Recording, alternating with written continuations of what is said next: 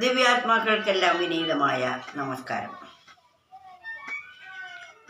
നമ്മുടെ മനസ്സ് മുഴുവൻ എൻ്റെ വീട്, എൻ്റെ കുടുംബം, എൻ്റെ ജോലി, എൻ്റെ ശരീരം, എൻ്റെ ബന്ധുക്കൾ ഇത്യാദി ചിന്തകളിൽ തന്നെ, അവരുടെ പോരായ്മകളിൽ തന്നെ ചിന്തിച്ചു കൊണ്ടിരുന്നാൽ ഒരിക്കലും തൻ്റെ യഥാർത്ഥമായ സ്വരൂപത്തെ അറിയാൻ സാധിക്കുകയില്ല. ബന്ധുമിത്രാദികളെക്കുറിച്ചും അതുപോലെ നാം സമ്പത്തിനെക്കുറിച്ചും മറ്റു വ്യവഹാരങ്ങളെക്കുറിച്ചും മാത്രം ചിന്തിക്കുന്ന ഒരാൾക്ക് എന്നെന്നും അശാന്തി മാത്രമായിരിക്കും അനുഭവം.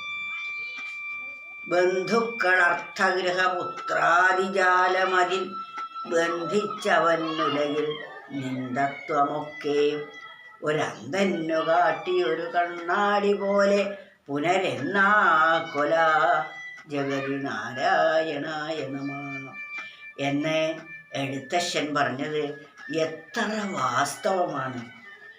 അതാണ് ഇവിടെയും. ബന്ധുക്കൾ, അർത്ഥം, ഗൃഹം, പുത്രൻ മുതലായവയിൽ മാത്രം മുഴുകി കഴിയുന്ന ഒരു മനുഷ്യനോട് ആത്മതത്വങ്ങൾ പറയുന്നത് അന്ധന് കാട്ടിക്കൊടുക്കുന്ന കണ്ണാടി പോലെയാണ്. അന്ധനായ ഒരാൾക്ക് കണ്ണാടി കാട്ടിയിട്ട് എന്താ പ്രയോജനം? ഒരു പ്രയോജനവുമില്ല. അതുപോലെയാണ് ഈ ബന്ധുക്കളർത്ഥ ഗൃഹാദികളിൽ മുഴുകിക്കിടക്കുന്ന ഒരു മനുഷ്യനും. അതുകൊണ്ടാണ് പറയുന്നത്, കുടുംബാദികളിൽ തന്നെ മുഴുകും മൂഢബുദ്ധികൾ, അതെല്ലാം സത്യമാണെന്ന് തെറ്റിദ്ധാരണ കാരണം.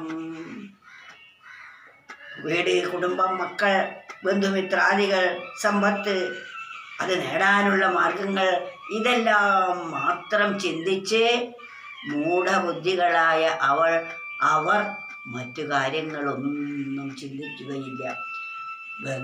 കുടുംബാദികളിൽ തന്നെ മുഴുകും മൂഢബുദ്ധികൾ.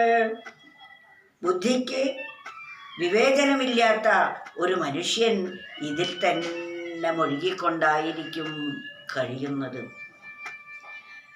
അതെല്ലാം സത്യമാണെന്ന്, തൻ്റെ വീടും കുടുംബവും ഈ സമ്പത്തും ഇതെല്ലാം സത്യമാണ്, ഇതെന്നും നിലനിൽക്കും എന്ന ധാരണ, അതിൽ തന്നെ മുഴുകിക്കഴിയുന്നു മൂഢനായ മനുഷ്യന്മാർ. നാം അതുപോലെ മൂഢന്മാരാവണോ? നാം എന്തിനു വേണ്ടിയാണ് ഈ ലോകത്തിലേക്ക് വന്നിരിക്കുന്നത്? നമ്മുടെ ജന്മോദ്ദേശം എന്താണ്? നമ്മൾ എവിടെ നിന്നാണ് വന്നിരിക്കുന്നത്? നമ്മൾ എങ്ങോട്ടാണ് പോകുന്നത്? ഈ ജീവൻ, ഞാൻ എന്ന് പറയുന്നത് ആരാണ് വാസ്തവത്തിൽ? ഇങ്ങനെയുള്ള ചിന്തകൾ നമ്മുടെ ഉള്ളിൽ, അല്ലെങ്കിൽ ഒരു അന്തർദാഹം വന്നാൽ അതിനെ സംബന്ധിച്ച് നമ്മൾ ആ അന്വേഷണം തുടങ്ങും. അപ്പോൾ മാത്രമേ ആത്മവിദ്യയ്ക്കുള്ള ദാഹം ഉണ്ടാവുകയുള്ളൂ. ഈ ദാഹം നമുക്ക് വരണമെങ്കിൽ ഈ ബന്ധുക്കൾ, അർത്ഥഗൃഹ പുത്രാദിജാലകളിൽ ഉള്ള ബന്ധം അറുത്തേ പറ്റൂ. ഇതിലുള്ള അമിതമായ അജ്ഞത കൊണ്ട്, അമിതമായ മമത കൊണ്ട് നമ്മളെല്ലാം കെട്ടപ്പെട്ടിരിക്കുന്നു. ഇതിൽ നിന്നും സ്വതന്ത്രമായാൽ മാത്രമേ യഥാർത്ഥ സുഖം എന്താണെന്നും താൻ എന്തിനു വേണ്ടിയാണ് ഈ ലോകത്തിൽ വന്നതെന്നും ഉള്ള കാര്യം ബോധിക്കാൻ സാധിക്കുകയുള്ളൂ. അതിനാൽ മൂഢന്മാരായ ആകാതെ നമ്മൾ ബുദ്ധിമാന്മാരാകണം, വിവേകികളാവണം. അതാണ് ജന്മോദ്ദേശം. കുടുംബാദികളിൽ തന്നെ മുഴുകും മൂഢബുദ്ധികൾ, അതെല്ലാം സത്യമാണെന്ന് തെറ്റിദ്ധാരണ കാരണം.